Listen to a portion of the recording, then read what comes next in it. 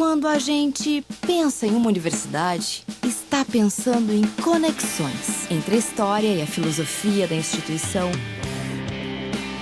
entre a estrutura e a equipe, entre os cursos e as necessidades do mercado. Tudo isso conectado a algo maior, que é fazer o bem. Então, se você pensa que é fácil escolher uma universidade, acertou. Faça Unimes, a universidade do seu tempo. Está entrando no ar o programa Prata da Casa, com Gabriele Pontes. Olá, ouvintes da Rádio Unimes. Começa agora o programa Prata da Casa. Aqui você conhece um pouco mais as personalidades que fizeram e fazem parte da nossa história. E o nosso convidado de hoje é o professor Dr. Carlos Eduardo da Silva Tavares, que é professor do curso de Direito e coordenador do escritório experimental da Unimes. Além de estar mestrando Direito, de Direitos difusos e coletivos também aqui na nossa universidade. E hoje conheceremos um pouco mais essa personalidade, falaremos sobre família, carreira, escritório experimental, enfim, conheceremos um pouco mais o Dr. Carlos Eduardo. Obrigada, doutor, por estar aqui no nosso estúdio conversando com a gente hoje. Muito obrigado pelo convite. Espero aí ser útil em alguma coisa para a Rádio Unimes. E será. Bom, para iniciar a nossa conversa, a gente sempre fala um pouquinho da infância, para a gente conhecer um pouquinho do nosso personagem de hoje. Sim. Conta pra gente, como é que foi a sua infância, quem são seus pais? Então, minha infância foi uma infância bem feliz. Enfim, meus pais são casados há 50 anos, e eles acabaram de fazer bodas de ouro, né? E eu sou o filho caçula de 3, né? Tenho 2 irmãos, os 2 aqui formados na universidade em odontologia. O irmão mais velho é inclusive professor titular da cadeira de dentística da Odonto, o Antônio Carlos, e a minha irmã Fátima, também formada aqui, também já foi professora no implante. E os meus pais, enfim, meu pai é português, né? Ele veio para o Brasil com 14 anos de idade e naquela época vindo de Portugal, onde se passava por uma grande crise, ditadura, né? E ele veio para cá, chamado por uma irmã dele que já estava aqui, morando. Em Santos, já veio direto para Santos. Ele veio para Santos, acho que logo depois. Agora eu não lembro direito se foi diretamente para Santos ou enfim, em algum tempo depois. E ele veio para cá, enfim, e aí aqui ele começou a trabalhar. Ele entregava, foi trabalhar numa padaria, que a gente pode se chamar hoje em dia, e entregando leite conheceu minha mãe, que também filha de português, mas brasileira, nascida em Santos. E, enfim, começaram a namorar e se casaram e montaram uma família. E aí foram, seguindo um rumo normal. E eles são comerciantes já há um bom tempo. Tem um restaurante choperia aqui em Santos já há mais de 30 anos. Caramba, tradição, né? E me diz uma coisa, o seu pai, com 2 filhos dentistas e um advogado, pensou, e agora, o meu legado? Na verdade, assim, ele foi o meu pai, sempre, logicamente, por ter tido estudo, e assim como minha mãe, enfim, já estudou um pouco mais, né? Ela já chegou a fazer o que na minha época era ginásio, né? Até o ginásio. Lógico, para eles é uma satisfação, uma alegria de ter conseguido formar os 3 filhos, né? E os 3 filhos que estudaram em escola pública, que hoje em dia é uma coisa muito interessante, né? Você estudou a vida toda em pública. Em escola pública, Primeiramente estudei no Rui Ribeiro Couto, depois no Primo Ferreira. E, enfim, conseguiram formar 3 profissionais em áreas muito boas, né? Muito interessantes. Então todos seguiram o seu caminho, né? Com certeza. E a sua adolescência, como é que foi? Então, também foi uma adolescência normal, assim como qualquer rapaz, enfim.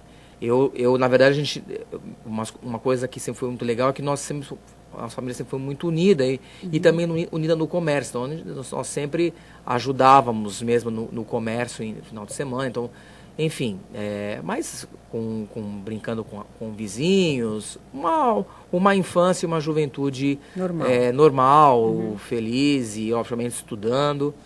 Foi uma época muito, muito boa, que eu tenho grandes recordações, tenho amigos que são amigos até hoje, que eu mantenho bastante contato. E você chegou a trabalhar no comércio dos seus pais? Trabalhei assim, não como um funcionário, né? Mas assim, principalmente finais de semana, feriados, sempre auxiliando, porque vida de comércio é assim, a gente trabalha nesses dias principalmente, né? E logicamente o que fala que o gado só cresce com a presença com o olhar do dono, né? E a gente sempre ajudou, enfim, sempre ajudou. E até hoje, se preciso for, ainda vou lá, colaboro, porque, enfim, acho que isso faz parte da nossa tradição familiar mesmo, né? Você acha que essa passagem, mesmo que seja breve no comércio, te ajudou na advocacia, no tratamento do cliente? Com uma certeza. Visão diferente, de repente, dos seus colegas que nunca viram, né? Sem dúvida, Ao mesmo tempo que, logicamente, a gente sofria, por exemplo... Trabalhar com pai, com mãe. E, ao mesmo tempo, a gente, por exemplo, perdia algumas oportunidades de viagem, alguns passeios, porque são justamente nessas épocas... que o comércio, né, principalmente que lida com comida, e, enfim, trabalha mais, ao mesmo tempo a gente cria uma responsabilidade muito grande, a gente começa a saber lidar com dinheiro, obviamente trato com o público, faz com que a gente ganhe uma experiência na vida profissional depois, na área do direito, muito grande, porque a gente sabe, começa a conhecer trejeitos, tratamento, a partir dessa época, com certeza. Foi uma educação na prática, né? Sim. Essa passagem. E como é que foi a escolha pelo direito? Então, porque até então você é o caçula, né? Eu sou o caçula. Os dois se encaminharam para odonto, não deu aquela coçadinha? Então, olha, engraçado. Os meus irmãos, né, enfim, são dentistas e até cogitou, por que você não faz odontologia? Porque, na verdade, a gente poderia montar uma clínica. Mas, enfim, eu, sinceramente, sou uma pessoa muito desajetada para esse tipo de atividade. Nunca me interessei porque, enfim, não era da minha alçada, do meu biotipo, não era mesmo, né? Enfim, mas e o direito foi assim, surgiu meio que por acaso, porque também aquela história de a gente estar chegando perto da fase adulta, de escolher uma universidade, de escolher uma profissão, né? E a gente vive aquela expectativa de saber o que eu tenho mais jeito para seguir. E, enfim, na verdade, inicialmente eu até pensei em fazer medicina, porque, enfim, era coqueluche, tem aquele status de médico, né? Inclusive, tem uma passagem interessante, porque eu cheguei a passar em medicina, mesmo na faculdade aqui em Santos. Aquela coçada assim? Bastante. Muita gente me chamou de louco na época, por eu ter recusado o curso de medicina em detrimento do direito. A minha mãe até hoje fica meio assim, agora nem tanto, mas na época... Né, a história de ter um filho médico, agora até hoje é corte de jornal, telegrama convocando para fazer matrícula, enfim, mas realmente não tinha nada a ver comigo. Eu iniciei, na verdade, a faculdade de Direito 2, 3 dias antes de ser chamado pela medicina. E, sinceramente, parece, apesar de, pelo ano de Direito, a gente ter aquelas matérias introdutórias, que a gente não tem um contato com o direito em si, o direito em si, a minha primeira impressão foi que como se eu já tivesse escolhido aquela carreira há muito tempo. Eu não me arrependo nem um pouco de ter escolhido essa área. Realmente é uma área que eu sou apaixonado. Gosto muito. E durante o curso você fez estágios? Porque hoje em dia você trabalha no escritório instrumental. Talvez você, como já trouxe essa bagagem, como é que foi seus estágios? Os meus estágios, na verdade, foram basicamente estágios públicos, né? Eu prestei primeiro um concurso, na época hoje em dia parece que não é por concurso, parece que hoje é por currículo. Na minha época não, era um concurso que a prefeitura fazia para várias funções ligadas ao direito na prefeitura de Santos. E eu passei nesse concurso e aí eu fiquei estagiando lá por mais de ano num serviço de assistência judiciária que tem é um convênio entre a prefeitura de Santos e a OAB Santos. E enfim, ali eu fiquei bastante tempo. A gente fazia a triagem, o atendimento às pessoas carentes, né? Na área civil, e aí foi por aí que eu comecei a vislumbrar qual seria a área que eu ia seguir no futuro como profissional. E foi muito bom, um aprendizado muito grande, gostei bastante. Depois, quase terminando esse estágio, eu poderia, enfim, concluí-lo até o final da faculdade, mas eu quis mudar de áreas. Eu prestei um concurso para estagiário da magistratura, e aí eu passei e eu fui estagiar na 4ª Vara Civil de São Vicente. Isso em 97, que foi o ano depois que eu me formei, né? E foi, obviamente, um aprendizado muito bom, sensacional, aprendi muito, bastante mesmo. E na época, como a vara civil era uma vara cumulativa, nós não tínhamos a divisão, como existe hoje em muitas comarcas de área civil e família, então a maioria, 70% dos processos era de família. Então, por isso, já com a bagagem do estágio da prefeitura, com esse, eu acabei me direcionando bastante na área civil e especificamente na área de família e sucessões. Você acha que todo estudante de direito tem que fazer um estágio? Com certeza. Nós agora, eu estava conversando isso com os estagiários do experimental, os novos, né, que ingressaram esse ano, e eles estão há 1 mês e meio, 2 meses, nem isso, conosco, e eles falam, nossa, é incrível, a gente estuda a parte teórica, né, tudo, mas se a gente não faz o estágio, a gente não consegue ter uma visão de colocação dos ensinamentos em prática. O estágio talvez tenha a importância quase tanto quanto a importância da parte teórica. Acho que não tem como dissociar. Tem que haver sim o estágio. E esse estágio que eu coordeno do escritório experimental é um exemplo clássico disso, né? Porque é um estágio que a gente fala, que a gente brinca que não é um estágio que o estagiário é aquele office fórum, né? Que ele só vai para o fórum para, enfim, protocolar petição, ver processo, ficar carregando processo para advogado. Não. Lá é o estagiário, né? E a faculdade, graças a Deus, tem uma grande estrutura nesse aspecto, proporciona para o aluno estagiário, né, dos últimos 2 anos da faculdade, a possibilidade de eles atenderem como se estivessem atendendo um cliente particular. Eles fazem o atendimento total, desde o início do histórico até a petição inicial do processo, as petições todas, participam, lógico, comigo, né, com o coordenador ou com as 2 advogadas assistentes das audiências. E, enfim, eles falam, nossa, o que a gente aprende fazendo as petições, vocês corrigindo e presenciando como se deve comportar numa audiência, é uma experiência que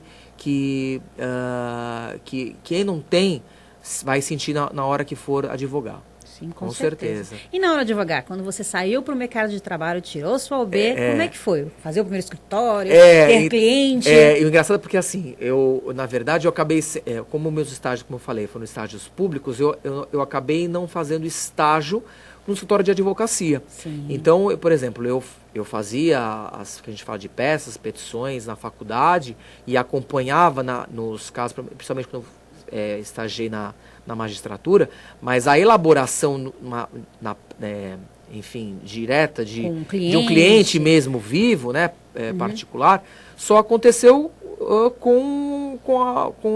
partir do momento que eu passei no concurso, no exame da ordem. Eu me formei em 97, eu fiz logo o primeiro exame, passei, e, enfim, aí quis montar um escritório de advocacia, montei com mais 2 colegas e fui atuar. Assim, você tem que ser um pouco cara de pau, né? Você tem que, obviamente, utilizar o teu aprendizado e saber ter um pouco de jogo de cintura. Lógico, isso a gente vai adquirindo com a experiência, com o dia a dia. Todo mundo fala, como é que é a primeira audiência, né? Como é que você lidar? É assim, eu, na verdade, apesar de não gostar de muito falar, de expor público, enfim, eu, na verdade, nessa parte do trabalho, eu sempre acabei seguindo um rumo interessante. Lógico, a gente comete pequenas falhas, Sim. mas a gente não pode demonstrar isso, né? Sim. A gente tem que agir com como é que se diz, destreza, mas Sim, sim. agir com educação, mas também a gente tem que impor que a gente está ali, se a gente chegou naquele ponto, porque alguma capacidade nós tivemos para estar ali, né? Uhum. Então, assim, lógico, a gente sai da primeira audiência, assim, com uma sensação de alívio, né?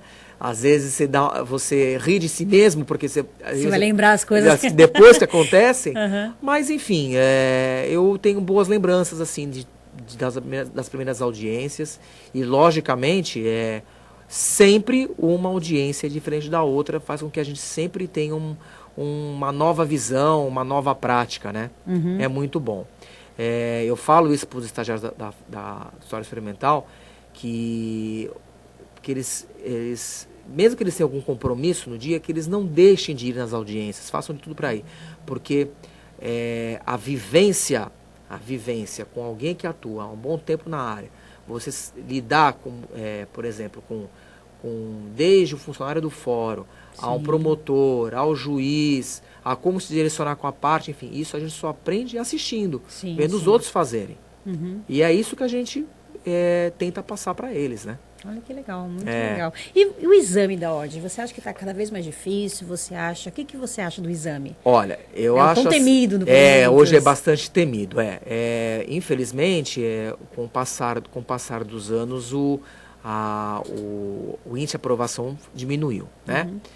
Mas ficou muito mais difícil, não muito ficou? mais Acho que eles difícil, fecharam muito um pouco mais mais, difícil. assim. Hoje a gente conversa entre os professores que a gente até brinca, a gente que segue de repente uma ou duas áreas específicas, se fosse fazer um exame desse um dia, talvez não passasse pela falta de conhecimento das outras áreas. Sim. Hoje o exame de ordem, ele é um exame que ele não foge da dificuldade que nós temos hoje num concurso, às vezes, de magistratura ou defensoria pública. Ele tem um grau de dificuldade muito grande, muito grande. É uma alternativa que se tem para, às vezes, a pessoa que, não soube aproveitar tudo aquilo que a faculdade proporcionou e não quis aproveitar. Sim. Então, o exame acaba sendo como se fosse uma peneira para que não se jogue no mercado de trabalho pessoas que não estejam devidamente preparadas. E, por um lado, nivela todo mundo, né? Com certeza, Eu acho que, como a gente vai lidar, né, o advogado, ele vai lidar com os direitos de terceira pessoa, às vezes direitos que modificam a vida daquela pessoa. Sim. Eu acho que a gente tem que ter uma preparação suficiente para que possa, obviamente, no futuro, cuidar bem da vida dos outros, né? Sim, com certeza. E vamos falar um pouquinho do Carlos Eduardo, professor. Como é que foi que iniciou a vida de docente na sua... Como é que iniciou? Como é que foi o convite? Como é que foi? Na verdade, o início da minha carreira como docente acabou sendo... a primeira experiência que eu me lembro, assim, foi um convite da UAB Santos para proferir uma palestra na OAB de Cubatão. E depois disso, enfim, eu fiz a especialização em outra universidade, né, onde eu tinha feito há muitos anos atrás a graduação. E depois de eu ter acabado a especialização, eu fui convidado pelo professor titular para atuar como professor assistente. Né? E, enfim, foi obviamente foi aí que eu iniciei essa carreira acadêmica que eu nem tinha assim há anos antes, o foco, não pensava, não tinha essa ideia de que fosse seguir. E assim, como eu sempre me dei bem, uma pessoa que sempre procurei, enfim, me atualizar, estudar, enfim, eu acabei tendo obviamente, tive a confiança do coordenador que me chamou para trabalhar numa pós-graduação, né? Que não é... Você está lidando com pessoas que já são formadas, já tem o pré-requisito de tudo que você vai falar, elas já tiveram algum conhecimento. Sim. Então, se você falar alguma besteira, você vai ser chamado a atenção e com razão. Na verdade, foi assim, foi um trabalho muito interessante feito pelo professor Monerá, que atualmente é desembargador do Tribunal de Justiça, e ele fez a gente dando os passos um após o outro, não querer de uma vez só jogar para os leões, né? E, enfim, você começa a fazer parte de algumas atividades, depois você começa a dar suas opiniões, até o momento que você assume mesmo a classe, né? E aí, em cima disso, eu fui convidado pelo coordenador aqui da faculdade, o professor Ramon, para ocupar... Primeiro eu vim para ocupar a vaga de coordenador de História Experimental, e depois de 4 meses houve a saída de um professor e eu fui convidado a assumir a graduação. Isso em agosto de 2012.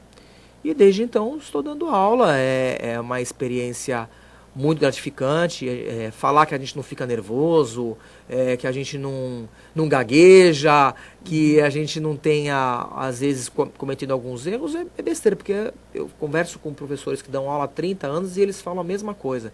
Isso acontece em tudo, porque você lida com pessoas que às vezes tem algum questionamento que você nem imaginou que podia existir. Sim. E a gente tem que saber, ter a humildade de falar, olha, eu não sei, vou pesquisar, vou verificar, enfim. Mas eu gosto muito, eu tenho um prazer grande em dar aula e sou uma pessoa que costumo me relacionar bem com os alunos, nunca tive problema algum com eles, e, enfim... Quem pode avaliar mesmo são eles, né? São eles. E são muito bem avaliados, porque hoje em dia no Facebook a gente sabe de tudo, né? E a gente eu vi uma aluna comentando que você foi orientador dela, foi também, ela foi sua estagiária, então a gente percebe que acaba existindo também um certo, existe um certo carinho que acaba, né, graças a Deus, acontecendo com o professor. É isso aí. E você certeza. Dá aula de Direito Civil? Atualmente eu estou dando aula de Direito Civil para a turma do 7º semestre matutino e Direitos Difusos e Coletivos para a turma do 3º semestre noturno. Direitos Difusos e Coletivos. Isso. Explica pra gente que não conhece. E você também está fazendo mestrado também, né? Isso, que é dessa área. Na verdade, Direitos Difusos e Coletivos são direitos que a gente fala não pertencem a um único indivíduo, né? São direitos que pertencem a coletividade. Então, direitos propriamente ligados ao meio ambiente, direitos ligados ao direito do consumidor e basicamente, a disciplina que eu leciono, a gente direciona para o estudo do direito da criança, do adolescente e do idoso, né? Porque a meio ambiente, ambiental e consumidor, temos professores especificamente dando essa matéria. Então, a gente faz um apanhado geral do que são esses direitos difusos e coletivos, e depois a gente vai focar nos direitos da criança, do adolescente e do idoso, que são 2 categorias de pessoas que têm essa proteção especial prevista em legislações. O direito, ele sempre teve tradição. Sim. Mas você acha que ainda o mercado de trabalho ainda está preparado para receber com certeza. O aluno de direito? Com certeza. Se nós formos ver aí o número de possibilidades que um bacharel em direito tem para seguir a sua carreira, são enormes. Então, você pode ser advogado, você pode pretender magistratura para ser um juiz, você pretende ser promotor, fazer membro do Ministério Público, ser procurador do município, do estado, da União, enfim. Um leque muito grande. Um leque muito grande. E se tem uma coisa que não deixa de acontecer, é a abertura de concursos públicos na área do direito, né? Ou concursos municipais, quando uma prefeitura está necessitando de um procurador municipal, ou concursos estaduais, para a magistratura estadual, para o Ministério Público estadual. A exigência, por exemplo, de algumas carreiras de ter feito faculdade de Direito anteriormente, Sim, sim. né?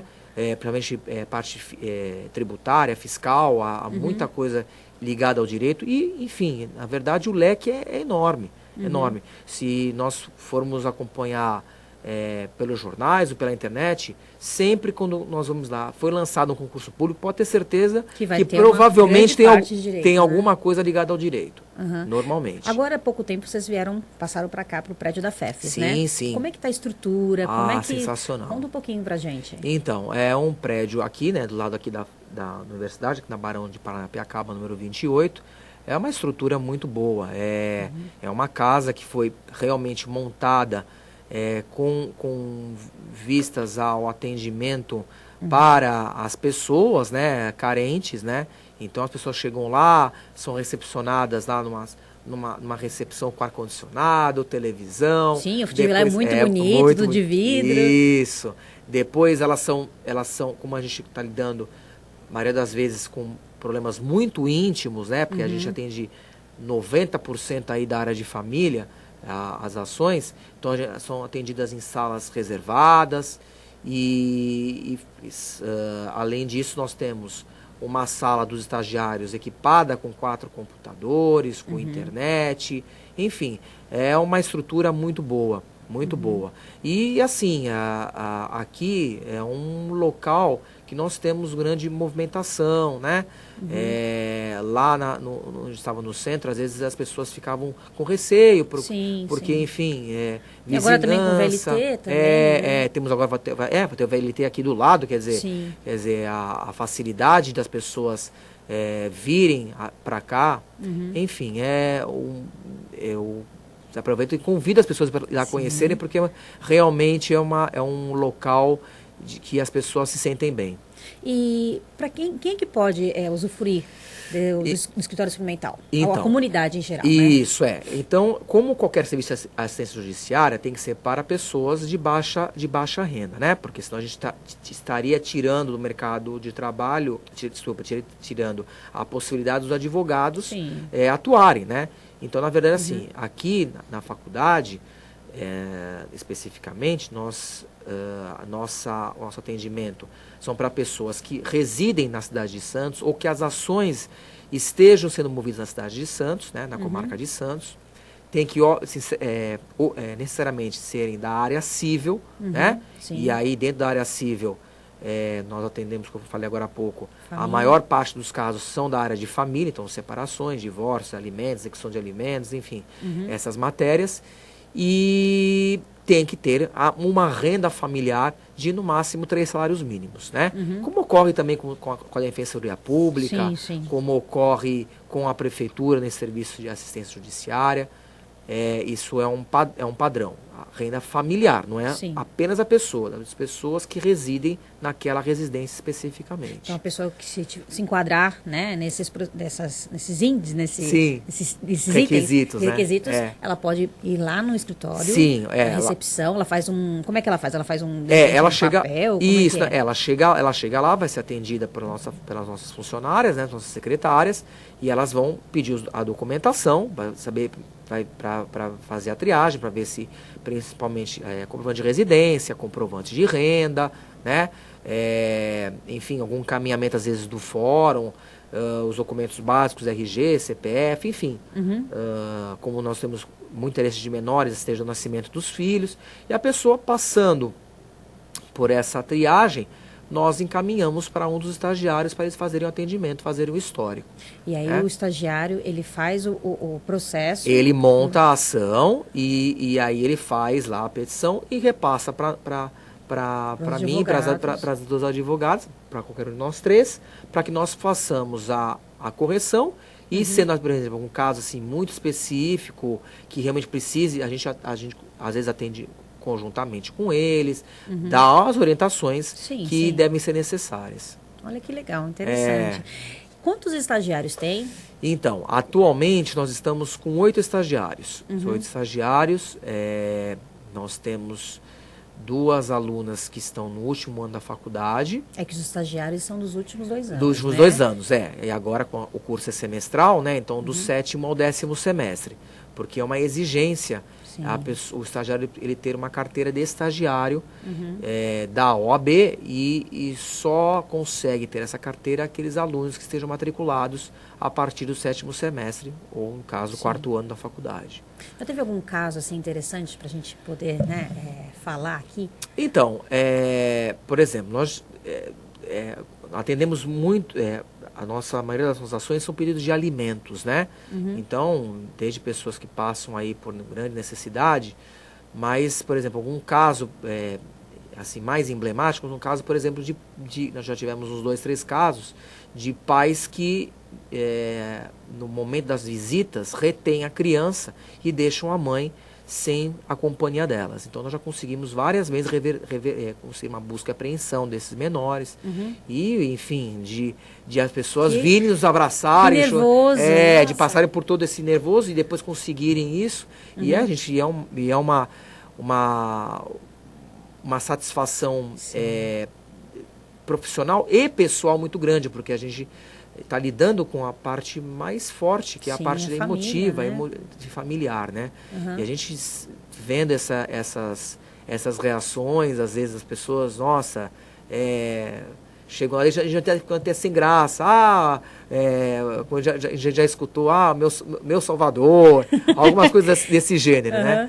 É muito legal, é muito bom, faz com que a gente sinta mais digno na nossa profissão. Então, o estagiário, na realidade, ele não só aprende, né, a parte de burocrática, ele aprende também a lidar com o cliente, com certeza, aprende também... Com certeza. A gente dá sempre aquela coisa, a gente está lidando principalmente com pessoas muito carentes e pessoas que às vezes não têm conhecimento algum. São pessoas muito cruas, pessoas que não têm discernimento suficiente para entender questões jurídicas. Então a gente orienta para que a pessoa fale, a gente fala uma linguagem que esteja acessível, né, para essas pessoas, né? E, enfim, sempre com educação. Às vezes a pessoa, a gente sabe que tem pessoas que às vezes pensam que estão... estou utilizando um serviço público, então vou agir de uma forma, como se fosse alguma obrigação. A gente tem que saber lidar sempre com isso. Tem pessoas que, enfim, são super gratas, tem outras que acabam fazendo uma cobrança que às vezes é indevida, e a gente tem que saber lidar com esse tipo de situação. E a gente tem que sempre lidar com educação. Realmente acaba preparando, né? Com os certeza. futuros profissionais. Com certeza, porque a pessoa amanhã que passou por esse estágio, eu posso garantir com absoluta convicção que saberá atender adequadamente alguém que bata a sua porta. Ela pode não ter o conhecimento para resolver aquela questão, mas saber como ela vai atender aquela pessoa, ela vai saber, com certeza. E vai saber de que forma ela pode encaminhar aquela pessoa. Agora eu queria mudar um pouquinho de assunto, mas ainda sempre focando no senhor, mas uma coisa que eu não poderia deixar de falar, né? Sim. O senhor foi uma criança obesa, não é isso? Sim, Criança, foi. Adolescente até? Até a idade adulta, até a idade adulta. Como é que deu, de repente, chega? Na verdade, comecei a ter alguns problemas de saúde, né? Enfim, ainda estava na faculdade, começou problemas de diabetes e pressão alta. E, enfim, aí eu tive que tomar vergonha na cara, né? Como diz o meu médico, ele falava, olha, se você continuar nesse ritmo, você não chega aos 30 anos. E aí, enfim, eu comecei, depois de a minha adolescência inteira ficar brigando com balança, brigando com medicação, eu resolvi, eu tenho que tomar uma atitude por mim mesmo. Saber o que engorda, todos nós sabemos, né? E eu comecei aos poucos, né? Na verdade, eu comecei tirando algumas coisas que eu sabia que engordavam. Não quis tomar medicação nenhuma, orientado pelo meu endócrino, né? Enfim, mas sem fazer dietas mirabolantes e principalmente a atividade física, né? A atividade física foi primordial. E você pratica até hoje, né? Até hoje, Hoje eu posso ir dormir... às vezes, a dia de semana eu dou aula, vou dormir meia-noite e meia, 1h da manhã, mas 5 horas da manhã, religiosamente, eu acordo. Você é maluco, né? Eu sei como é que é o outro lado. Então, eu mantenho essa disciplina. Antes de trabalhar, eu vou para a minha atividade física, vou para a minha academia, pratico a minha corrida, enfim. É algo que hoje é um vício bom e que realmente hoje eu não me vejo sem atividade E física. trouxe muitos amigos, né? Novos Muitos, amigos, né? bastante. Amigos mais saudáveis. Bastante. Aproveitam Olha, mais o dia. Com certeza. Mas assim, não que atleta que não é profissional também não Sim, saiba sim. tirar suas qualidades da vida, de sair, enfim. Mas a gente acaba vivenciando uma outra realidade, né? Por exemplo, hoje eu participo de provas mesmo de corrida em grupos, a gente faz viagens de provas, é muito legal. Qual foi a É muito corrida bom. que você fez mais longa? Olha, essa foi uma loucura. Essa foi o ano passado, em outubro do ano passado, eu fiz uma prova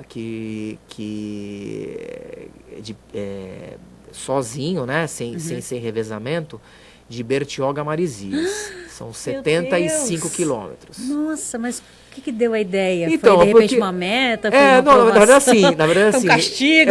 Parece, né? Parece que estou pagando alguma penitência, alguma promessa. Na verdade, assim, surgiu porque, assim, a gente começa, aquela história, a gente começa a fazer atividade física correndo tanto. Aí você começa a fazer algumas provas, aí vem um e fala, vai ter tal provas que vão ser de tantos quilômetros, vamos fazer? Aí você se prepara e faz. E essa prova eu já tinha feito em revezamento. E influenciado aí por colegas que tinham essa vontade de fazer solo, essa corrida, eu acabei não fugindo da raia e acabei aceitando. Não recomendo para ninguém, porque é um desgaste muito grande.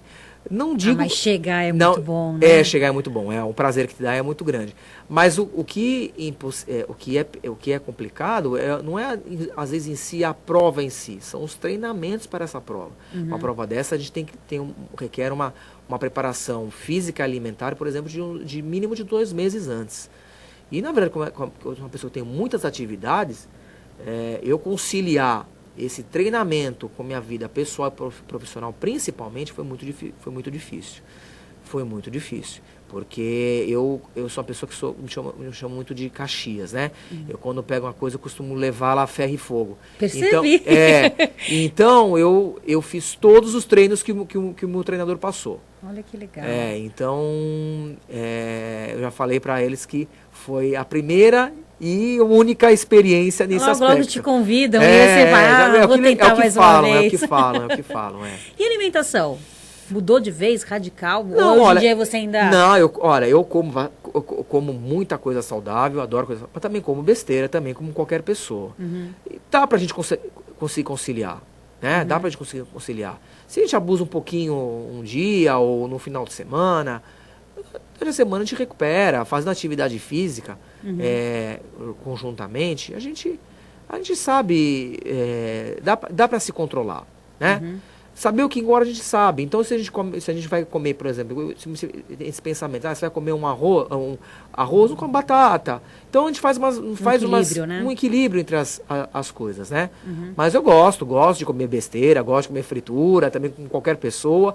E, enfim, não largo também disso, porque a gente tem que ter os nossos prazeres também. Porque se também viver uma vida regrada em tudo, a gente fica virando um objeto, não vira uma pessoa, né? É verdade. Tá aí você que tá ouvindo a gente, que não imaginava, né? Que o Dr. Carlos aí sempre correndo e fazendo exercício e que um dia, né, já foi uma pessoa bastante. obesa. São no mínimo aí, vocês coloquem na conta uns mais de 50 quilos. Bastante. Dizem que 50 não, quase 60. Ainda fora a massa muscular que se ganhou com E a isso, saúde, né? que ganhou, não tem nem Também, como, né? com certeza. Qualidade de vida. Sem dúvida. Bom, agora eu queria fazer a última pergunta. Pois não. O aluno que queira fazer Direito Unimes, o que ele pode esperar da instituição? O que ele pode esperar do curso? Olha, primeiro, assim, uma estrutura, né?